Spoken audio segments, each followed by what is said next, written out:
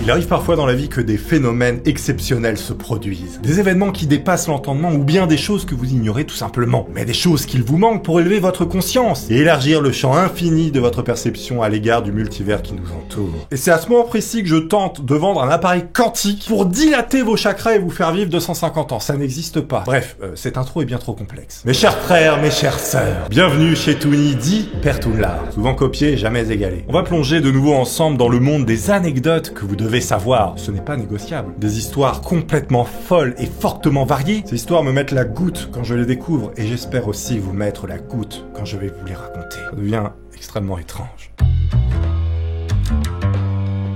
Comme par exemple avec cette première petite histoire qui s'est produite dans les années 90 et que vous ignorez très probablement. Et nous sommes à Londres. Donc en 1990, il y a un coursier qui a été cambriolé dans une rue de Londres. Le voleur s'est enfui avec des obligations au porteur d'une valeur de 292 millions de livres. Cette somme aujourd'hui vaudrait 1,86 milliard $. C'est le vol à la tire en pleine rue le plus rentable de l'histoire, jamais égalé. Bon, parfois il y a des mecs qui tirent des sacs à main de grand-mère, ils se retrouvent avec une banane et une couche anti-fuite urinaire, et puis t'en as d'autres qui repartent avec 1,86 milliard $. L'histoire ne nous dit pas si le mec a été rattrapé, hein. Bon, honnêtement, vous faites quoi si on vous donne tout de suite 1 milliard $? Enfin, si vous les prenez, plutôt. Moi, je sais pas. Je donne tout, je pense. C'est faux. Alors, je peux vous offrir, de l'eau. Vous connaissez maintenant tous cette expression, avoir une mémoire d'éléphant. Cette expression, il ne faut plus l'utiliser, c'est fini. Vous allez comprendre tout de suite pourquoi. Les colibris ont une mémoire exceptionnelle en raison d'un hippocampe élargi. Comme ma tête actuellement. Et du coup, cet énorme hippocampe qu'ont les colibris, ça leur permet de se souvenir de l'emplacement exact des mangeoires pour colibris qui sont placés par les humains tout au long du chemin de migration de l'Amérique du Nord vers le Mexique. Aussi entre les Caraïbes et l'Amérique centrale. C'est-à-dire que les bordels, ils arrivent à se souvenir d'un truc grand comme ça, sur une distance, 20 000 km, 10 000 km. Alors peut-être pas 20 000, c'est la moitié de la Terre quand même.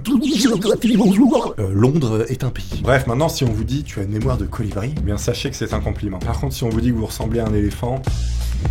Celle-là, elle est incroyable. Je pense que tout le monde va se mettre à faire de l'escalade après ça, les gars. Le rayon Décathlon vidé des piochets. Piochets raquettes. Nous sommes en 2013. Un alpiniste a trouvé une boîte pleine de rubis, de saphirs et d'émeraudes sur un glacier isolé du Mont Blanc. C'était en France, cocorico. Et en fait, les autorités ont déterminé qu'il provenait probablement d'un avion indien qui s'était écrasé en 1966. Ils ont donné aux grimpeurs la moitié des pierres précieuses d'une valeur de 169 000 $. C'est pas beaucoup, mais c'est pas mal. Petit appartement dans une ville de seconde zone, on va dire. Bon, Paris, c'est un KGB à ce prix-là. Bon. Alors, ce qui est marrant, c'est que c'est marqué pour récompenser son honnêteté en les ramenant. Il me semble que quand c'est sur un terrain privé, il doit partager 50-50 avec celui qui a trouvé et le propriétaire. Il me semble que tout ce qui est sur le domaine public, normalement, appartient à l'État. Comme le mec qui avait trouvé des pièces d'or en Corse, normalement, à l'État. Voilà. Bon, à part dans des musées et autres. Dans les poches des politiciens, éventuellement. Bref, pas de politique. Visiblement, l'État a été sympa parce que le Mont Blanc, c'est à l'État, hein, j'imagine. Là, c'est très bizarre que le mec ait eu quand même la moitié. En fait, ce qui est trop bien avec ce truc, c'est qu'on en découvre quasiment...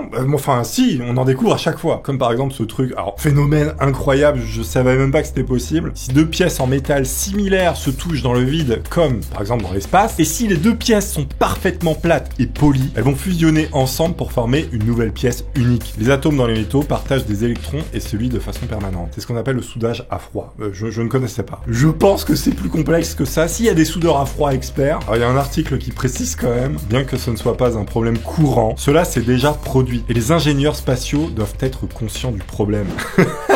Ça, c'est trop bien. J'adore ça. On devrait faire pareil sur YouTube, les gars. On est aux Jeux Olympiques antiques. Attendez, parce que c'est incroyable. L'Archuma, comme on dit. Les athlètes tricheurs étaient apparemment parfois condamnés à une amende. Et les amendes étaient utilisées pour construire des statues de bronze à l'entrée du stade olympique. Chacune portant le nom du tricheur et avec marqué en dessous comment il a triché. Mais incroyable. T'as honte, on la coule dans un bronze et on l'affiche devant tout le monde. J'adore ça. D'ailleurs, les gars, quand vous parlez de moi dans les commentaires d'autres vidéos, ne mettez pas Toony parce qu'on a bloqué mon nom partout. Mettez Père Toonlar ou des variantes avec des mots un peu chelous.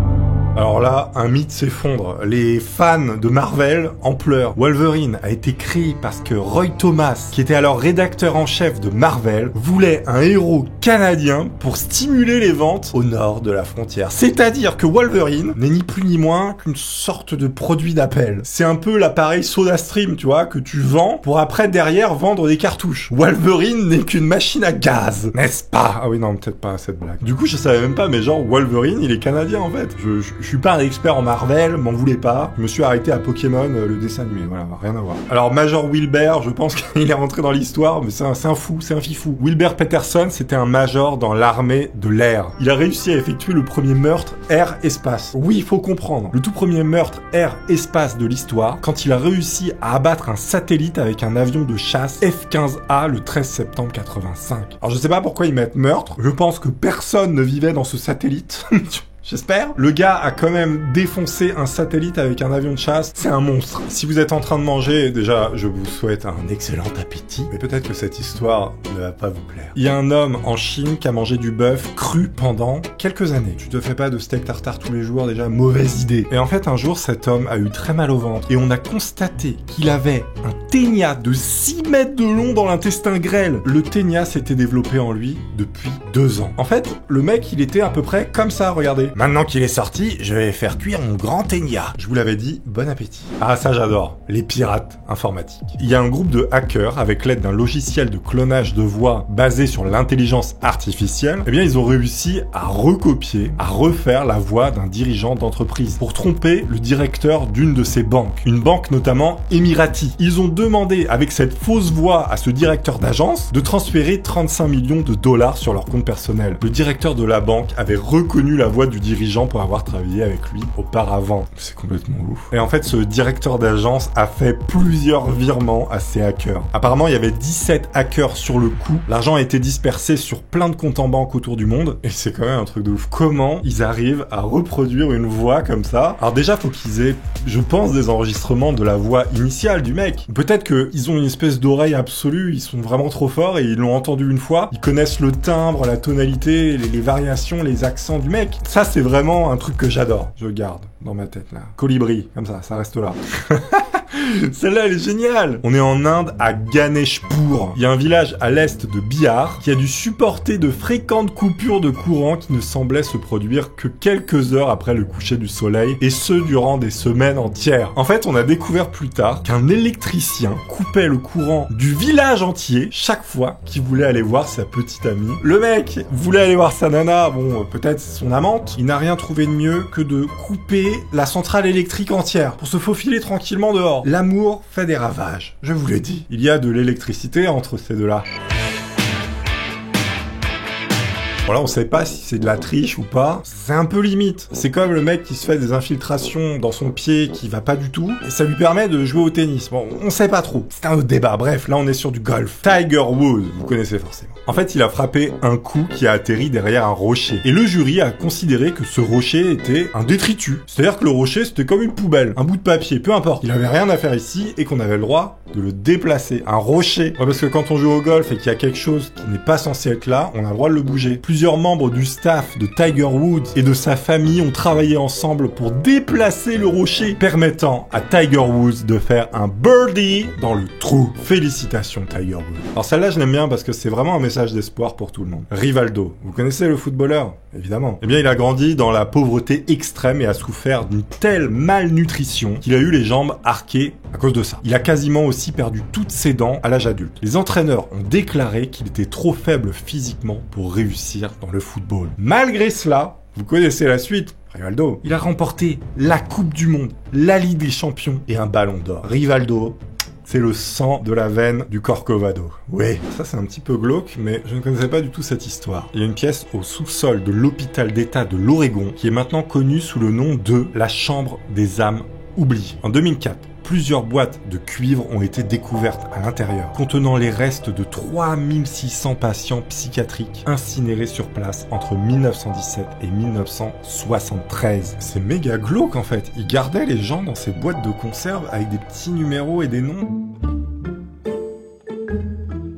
Après ce que je vais vous raconter, certains parmi vous auraient aimé être un ver à soie au XVIe siècle en Italie. C'est bizarre, mais vous allez comprendre. Dans les fermes de vers à soie de l'Italie du XVIe siècle, de tout petits et délicats œufs de vers à soie, donc pour produire de la soie, voilà le tissu, eh bien ils étaient incubés par des femmes, des humaines, qui les portaient dans de petits sacs à côté de leur peau et parfois entre leurs seins. Vous êtes des pervers. Bon, moi j'ai l'image de la nana du XVIe siècle avec ses vers à soie, sa petite pochette de verre. C'est un style. Oh, les enflures. Alors ça, je connaissais pas. Mais on va parler des Spartiates. Spartiates! Eh bien, figurez-vous qu'il existait des magistrats chez les Spartiates. Eh bien, ces magistrats déclaraient la guerre à leurs esclaves chaque année pour que de manière légale, ils puissent les blesser ou les tuer. C'était vraiment des enflures, ces Spartiates. C'est-à-dire que les mecs faisaient signer des papiers de guerre à leurs propres esclaves à qui, bon, ils avaient rien demandé, parce que les mecs pouvaient pas dire oui ou non, hein. Et de manière officielle et légale, ils avaient le droit de leur défoncer la tronche. C'était vraiment des psychopathes, hein. Je viens de lire quelque chose, je n'ai rien compris. On va tenter ensemble, vous et moi, de capter quelque chose. Quaternary Twins, tel est le nom de ce truc. C'est quand deux bébés sont à la fois cousins et génétiquement frères et sœurs. Est-ce qu'on parle de consanguinité? Non, c'est un cas rare mais qui peut exister apparemment. Cela se produit lorsque deux sœurs identiques ont des enfants avec deux frères identiques. J'ai compris. Oui, en fait, c'est quand deux jumeaux font des enfants avec deux jumeaux. Visiblement, il peut arriver que les enfants issus de ces deux couples identiques, eh bien, ils aient le même ADN d'un point de vue frère et cousin, frère et sœur et cousin. C'est quand même fou. Mais on avait déjà vu des photos comme ça de jumeaux qui font des enfants sur des générations et en fait, on se rend compte qu'ils se ressemblent tous. J'adore. Alors lui, c'est pas de bol, encore une fois, mais histoire incroyable. Bihari Oh, les prénoms, les gars, faites un effort. Monsieur Bihari, c'est un agriculteur et militant indien qui a été officiellement déclaré mort entre 75 et 94.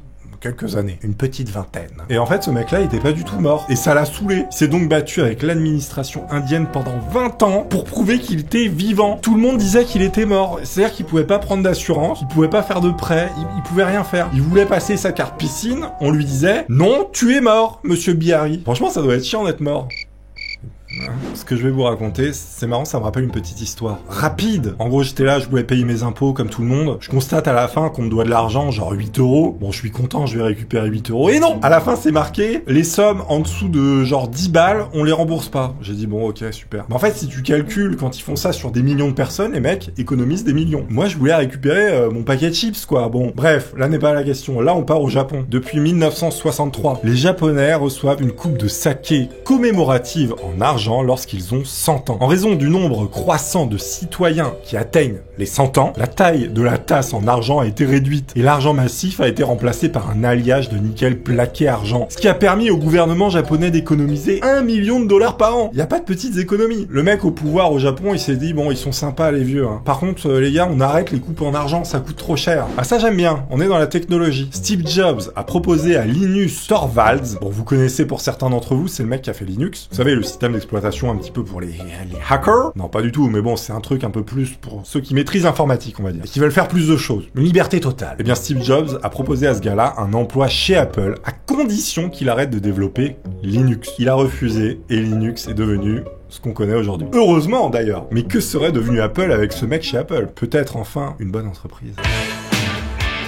Oh, oh, oh, oh. Et vous, Team PC, Team Apple? La bataille est lancée. Alors ça, c'est incroyable. On est en 1933 en Syrie. Les yo-yo ont été interdits en Syrie en 1933 car de nombreux habitants ont accusé leur utilisation d'une grave sécheresse. Il faut m'expliquer quel est le lien de cause à effet entre un yo-yo et un dessèchement des sols, une sécheresse totale. C'est là qu'on voit que parfois l'esprit humain est un petit peu tordu. Il doit y avoir une raison précise à cela. Le fait de faire ça fait beaucoup de vent et donc fait sécher le désert qui est déjà extrêmement sec. Bon, je sais qu'il n'y a pas que du désert là-bas, calmez-vous. Si vraiment faire ça, ça séchait l'air ambiant et les sols au passage, l'Italie ne serait qu'un désert. De par cette conclusion extrêmement pertinente, je vous laisse avec un flux vidéo d'une qualité exceptionnelle, vous m'en direz des nouvelles. Merci à tous, j'espère que vous aurez apprécié cette vidéo détente. Je vous dis à la prochaine, au revoir tout le monde.